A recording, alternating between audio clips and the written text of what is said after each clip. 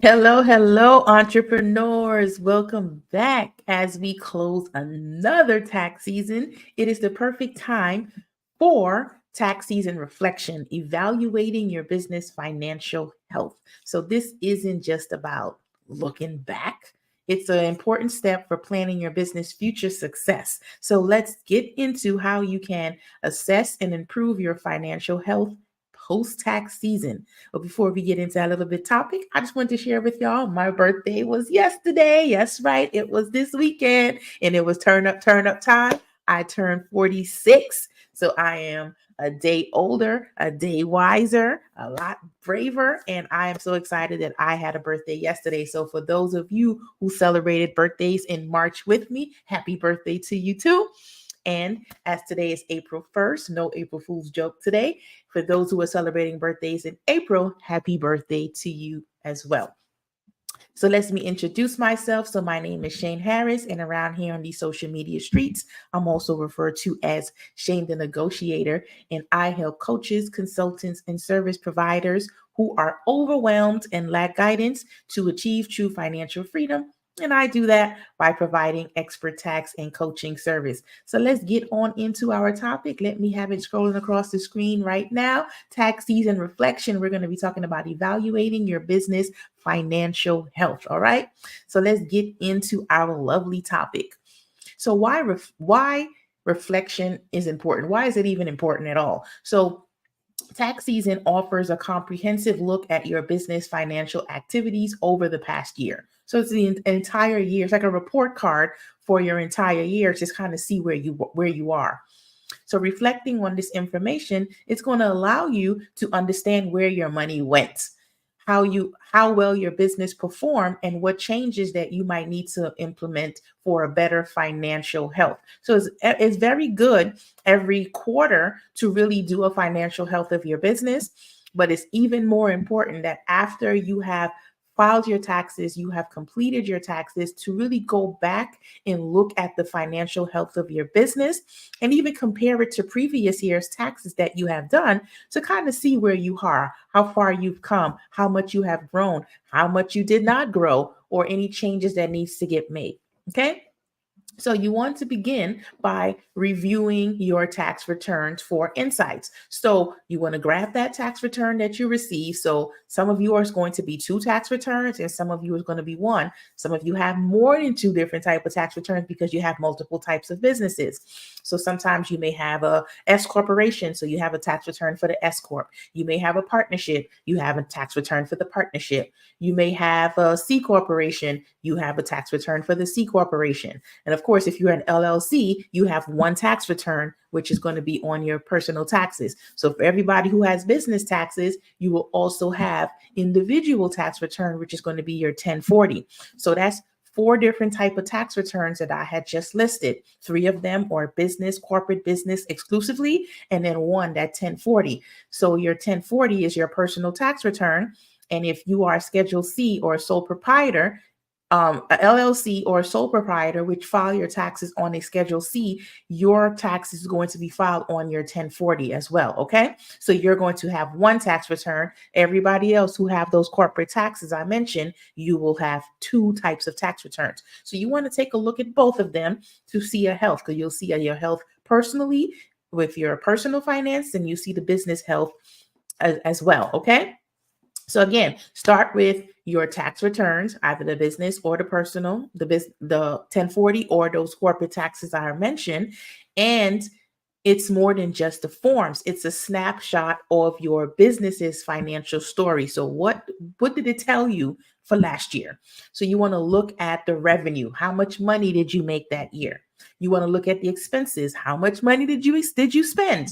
And of course, the profits. The money that you made minus what you spent, what's remaining is profits. So for some of you, it's going to be a positive profit. Others of you is going to be, a negative profit. Some of you might be okay with a negative profit because it was a part of strategic tax planning and you needed to have a negative number before you're going to be doing other things in your business. That negative number was spot on.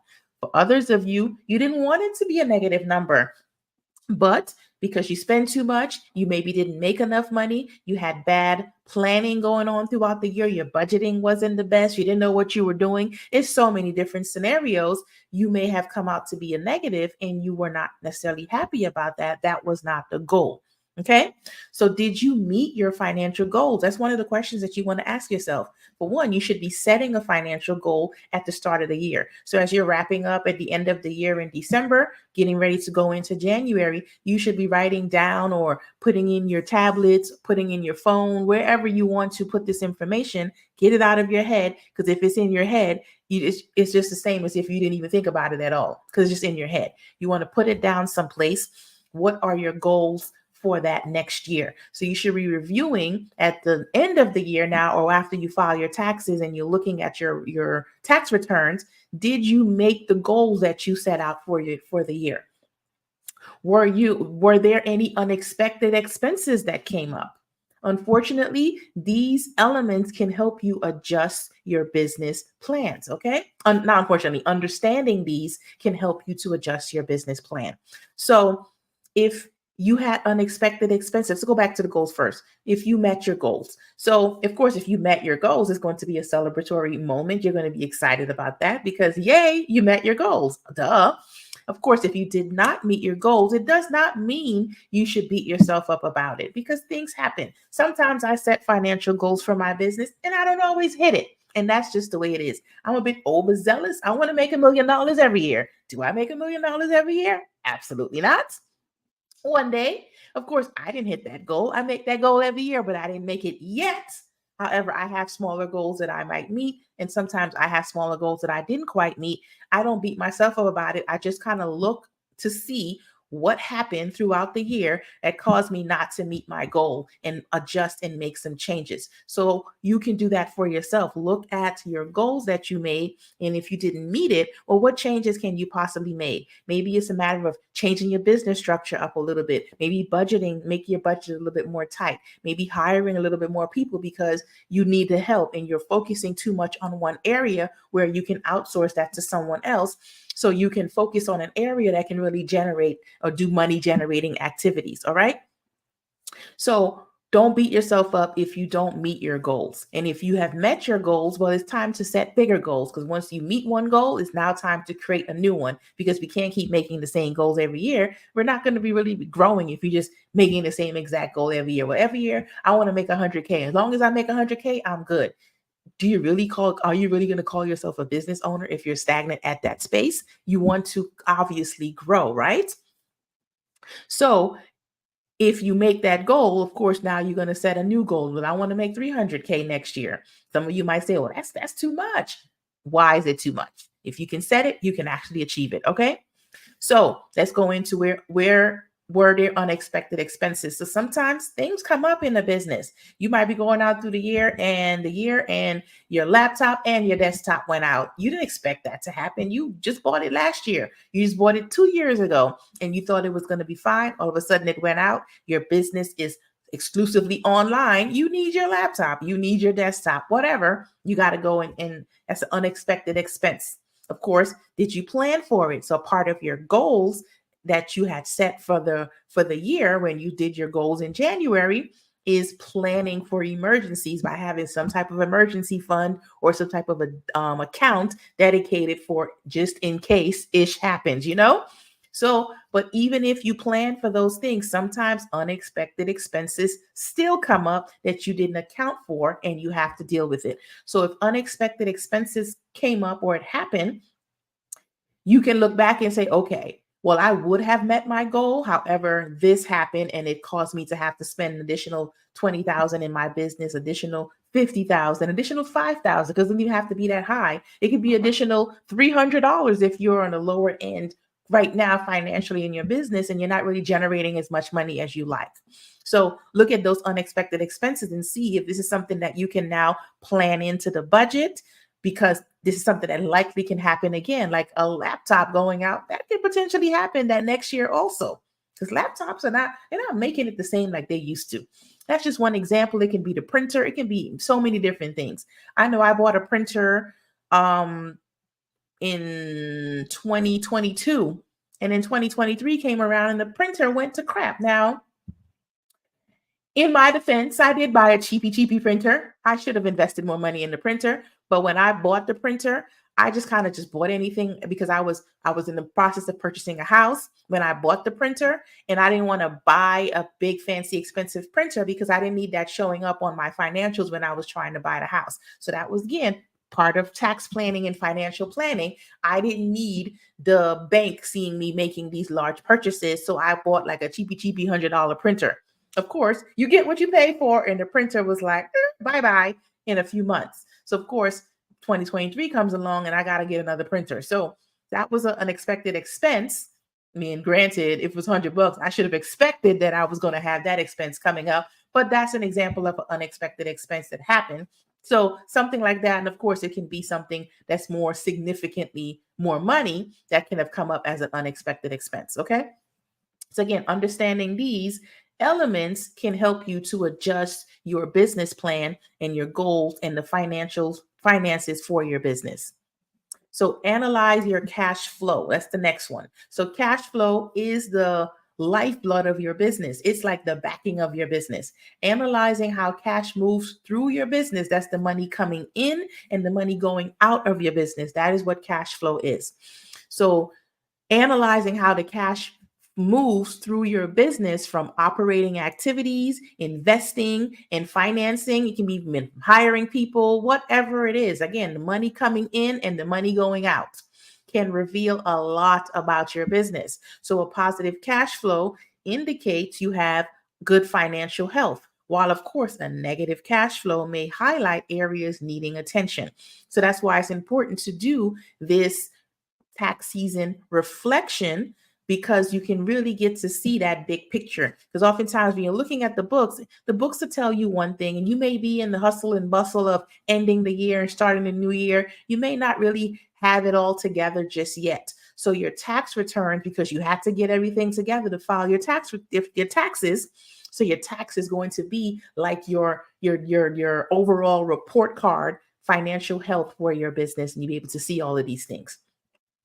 So next, we're going to talk about evaluate your expense categories. So you want to be breaking down your expenses in different categories, at least it should be. So if you are looking at your tax returns, and I'm going to make up an example, when these examples, when I make them up, I'm taking real numbers from real clients that I have had or real situations that I may have. I just don't actually put the client's name at it.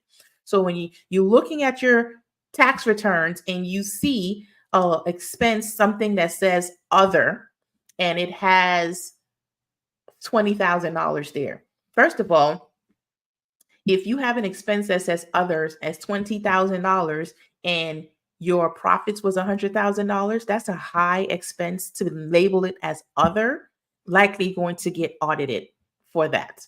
So if you have something that's $20,000 as other, well, it shouldn't say other. You need to list what that other is. Is it equipment that was purchased? It's like, you bought a fancy printer, one of those big office type, industrialized printers, and you spent all this money on. You want to, if it was several different expenses that you had in there and it was just grouped under other because you didn't know where to put it, or because your accountant didn't know where to put it, or whatever the situation is, you don't want to have large purchases underneath other, a large something that says expense and just have it underneath other. You want to be able to break down what exactly that 20,000 was for. So like I said, it might be 5,000 went to the printer. It might been 2,000 went to paying contractors. It might be 10,000 went to something else, whatever. You want to break them down. So go back in the playlist. I don't know if it was the Pathway to Financial Mastery, or it could have been the Business Growth and Tax Mastery playlist. One of those two that I did when I spoke about categorizing your expenses, your income and your expenses. And it was probably like about an hour. That live went about an hour. So you can go back and catch down how to really break down your income and your expenses. And it's going to really help you to evaluate your expenses and categorize it correctly. So by doing this, this can uncover areas where you might be overspending or opportunities to cut costs without sacrificing quality. So sometimes relocating those resources can lead to a more efficient operations. And of course, when that happens, we get the higher profitability. So as I mentioned earlier, and I said you can possibly redo your budget so you can look and see, well, yikes, you know what? Based on what I'm seeing on my tax returns, I'm spending way too much on hiring people. And that's sometimes a big thing because a lot of times, you hear everybody say, oh, hire this person, hire that person. But is it in your budget to really hire as many people as you tend to want to hire? Because sometimes many of you have family members or you have friends that you want to employ and you want to have everybody on payroll. And it might be a wonderful thing that you may want to do. It may be working out for you, but financially it may be detrimental to your business. So you may want to look at and see, okay, we have to cut some costs here. Maybe we can keep these same people up, but they have to take a pay cut or whatever the situation may. It might not even be payroll. It may be that you're spending too much money on a particular area. So let's say, I'm saying advertising and marketing, which I'm usually a advocate for marketing. So if you're spending money in advertising and marketing, that's usually the last place I would tell my clients or advise my clients to cut the cost. Because generally with my clientele, the more they spend in advertising and marketing, the more money they're going to make. So that's probably a bad example. Let's not use that one. Let's say it was travel. You had business travel. Well, business travel, yes, you can write it off in your business, but was it beneficial to your business? When you take all of these business travel, is it enhancing your skills to essentially be able to give you more, get more wages coming in, get more income coming into your business? So if you're going to these seminars, are you utilizing the tools and the resources that you learn at these seminars to implement it into your business so that you can make more money in your business? Or are you going to these events and these seminars just so you can write off trips that you really want to take? So if that is the case, yes, you can get these fancy travel on the back end that your business is paying for, but it's really not helping you in your business. It's actually hurting your business instead because you're spending way too much money on this just for you to personally have a good time, but you're not implementing anything that you're learning at these events and actually applying it into your business. So that's just two examples that I gave on those expenses by checking in to really see those breakdown in the categorizing thing. Now, you also want to look at the categorization of your income because you may have 200K in income that's coming in and you have multiple income source for that particular business. So for instance, I have an e-commerce client. So she has, of course, her e-commerce business with her products and that she has, it comes in. And then now she's doing coaching. So she knows that's another income type source. So if she made, I'm making up a number, I'm not saying this is what she's made. If she's made 300K in her business, and 200K came from the products and 100K came from the coaching aspects, you don't want to just lump it all into 300K in income. You want to see where the income actually came from. So in her particular books, we'll have a category that has her products that comes in and another categorized in there underneath income that says coaching, so that we can see where it's coming from. So you can do a similar variation to this in your particular books. And when you evaluate and you look at your tax returns, you're going to see how it just has income. Of course, on your tax return, it's going to be labeled as income because income is income. It doesn't matter. But I'm just giving you this piece of advice so that you can see where most of your money is coming from, because you may want to invest into a little bit more marketing to really boost up those sales in that area, because that might be your money maker right there. So if it's broken up in categories, you can kind of see and be able to make plans on what you want to do next. Okay. So assessing your tax strategy. So consider how effective your tax strategy was from the previous year. So when you're looking at your tax returns, you're going to see, well, the strategies that I used last year, was it effective? Was it beneficial? Did it really help my business or did it not? And this is actually the prime example of a time where you can evaluate to see if whomever you're working with, is it a good fit for you or is it not? Because if you are looking at your tax returns and you're seeing that you keep owing money, significant amount of money every year, and they're not advising you, and let me make a correction there. You're not paying for advisory service, because sometimes you have to pay to be able to get some of these. Now, they should be telling you this stuff and offering it to you. And for an additional investment, maybe to be able to do tax planning so that you don't owe this money all the time. And I have to restate what I said, because I don't want to feel like you guys feel like I'm blaming other tax professionals who's doing the right things, because oftentimes, and many of us are doing the right things, but you as the client, you're not listening because you don't want to pay for it. You don't want to invest in that, so you can get the help that you need. It is not the preparer's fault, it's your own fault. So on the other hand of that, some professionals out there, they don't have the skill set to be able to give you this advisory service or to give you tax planning. They're just not there yet to be able to do that. So they're doing you a disservice by keeping you as a client, and you're losing out on your business by not taking advantage of all that is available to you. So this is the perfect opportunity to evaluate either your tax pro is not a good fit for you and it's probably time for you to come find someone else, or they are a good fit. You're just not a good fit because you're not listening. Okay. So that is two different directions that you may want to consider when it comes to assessing your tax strategies. So, did you maximize on your deductions and your credits? Did you take full advantage of all the deductions available to you? And did you take full advantage of all the credits available to you? Now, you'd be like, Shane, I don't know. If I'm looking at my tax return, I don't know this.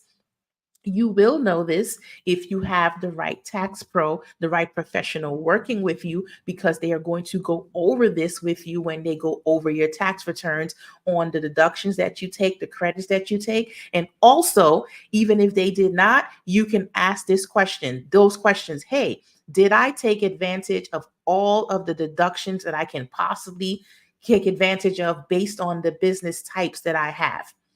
Did I take advantage of all of the credits that's available to me based on the types of business structure that I have? You can ask those questions as well and be able to get the feedback to plan better for the next year. Okay.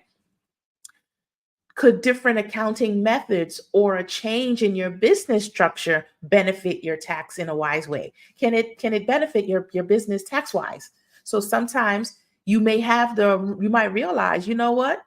An LLC worked out for me pretty good, but based on my tax returns, it's not so well. I may need to go ahead and elevate up and get that S corporation, or elevate up and get that C corporation, or I might be a sole proprietor.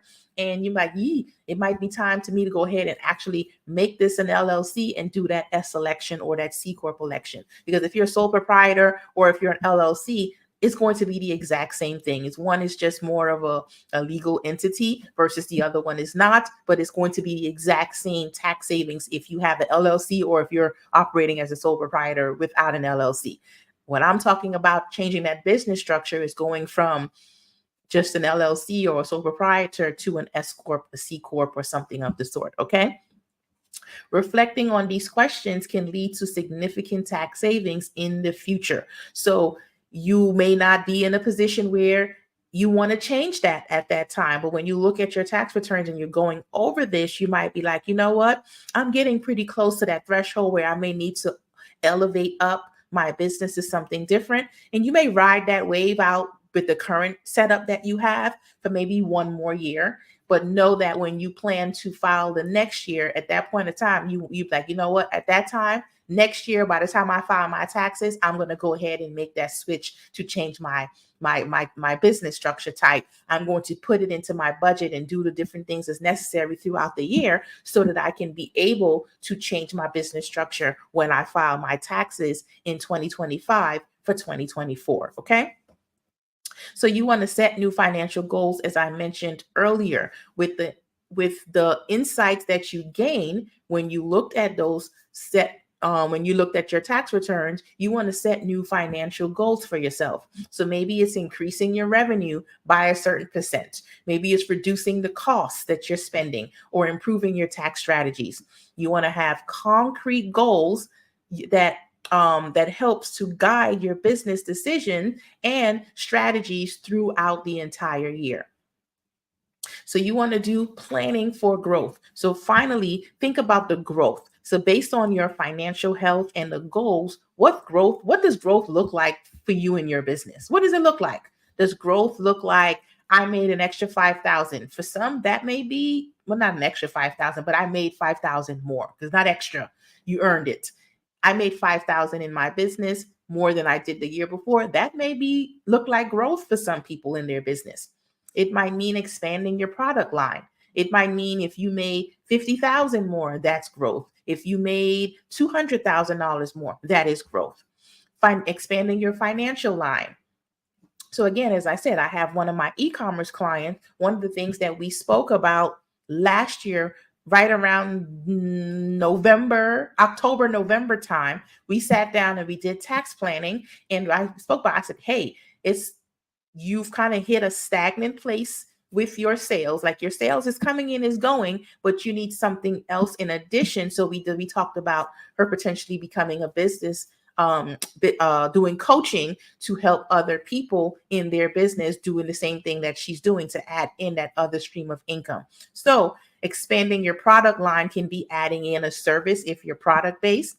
If you're a service-based business, adding in products, or maybe adding a new different type of product. Maybe you're doing products for Black hair only, or maybe you want to now include products for white hair now, or whatever. And I said, I'm making this up. It's just ideas I'm giving you guys that you can start expanding and making changes in your business. So when I say tax planning and working with a professional throughout the year, it's an overall picture that you put together.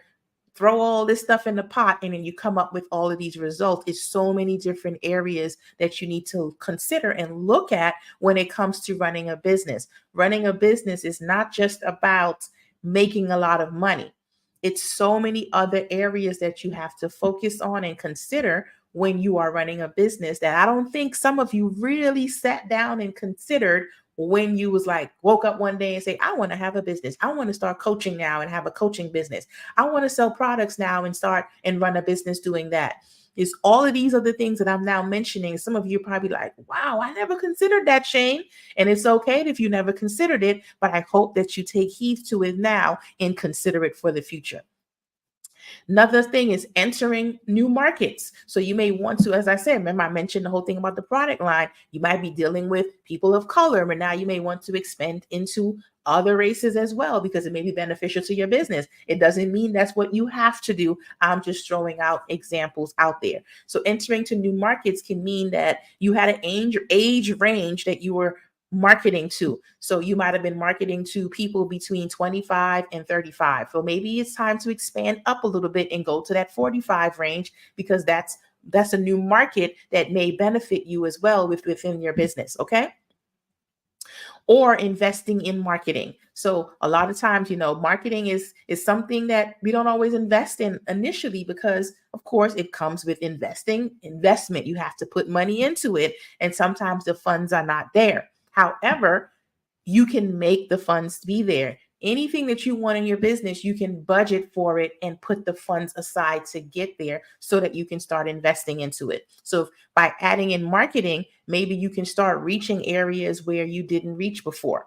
So like I say, if you're on Facebook and you're just speaking on Facebook, maybe investing in Facebook ads or IG ads, which is kind of the same in the meta ads period, or you're on YouTube ads, or you're investing in marketing outside of social media that's going to help bring clientele off of social media by being in person.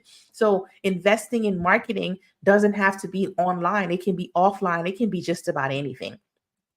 Planning for growth requires a solid understanding of your current financial health. Okay.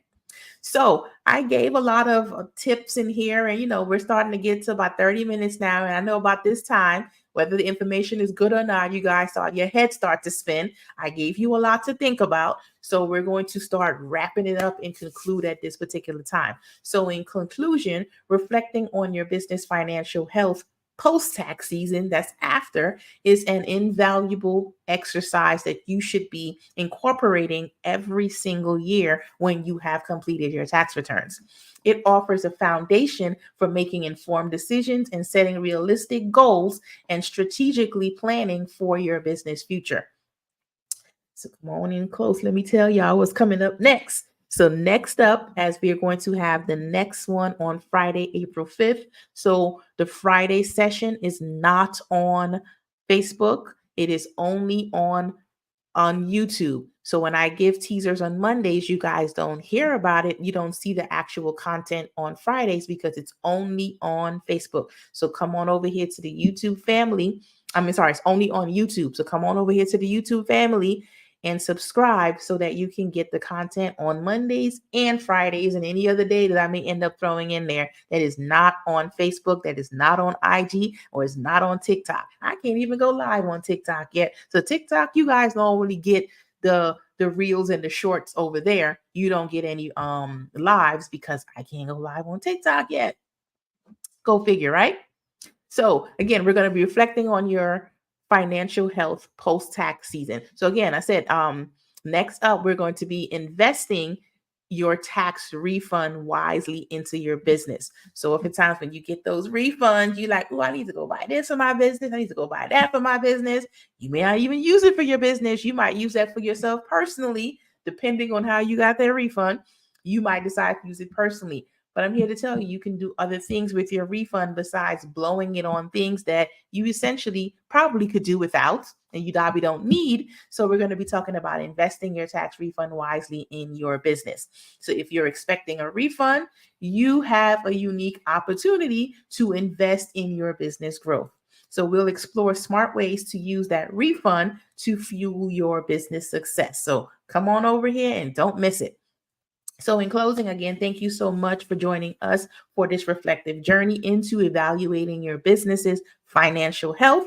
Remember, understanding where you are today is the first step to reaching where you want to be tomorrow. So subscribe, share, come on over here to the YouTube family. Come see me over here. Subscribe to the channel, share, comment it. If you have any things that you want me to talk about, if you have any questions about the things that I've mentioned, go ahead and drop it in the comment, DM me, PM me, whatever it is that you want, call me, whatever. Of course, if you call me, it has to be in relation to this video because I'm not going to answer anything outside of what we talked about, okay? Of course, not for without an investment. So again, like, share, subscribe to the family. If you're seen on the other social media platforms, go ahead and follow those platforms as well. And until I come back with the next topic, the next tip, the next something, I hope you guys have a great and wonderful day.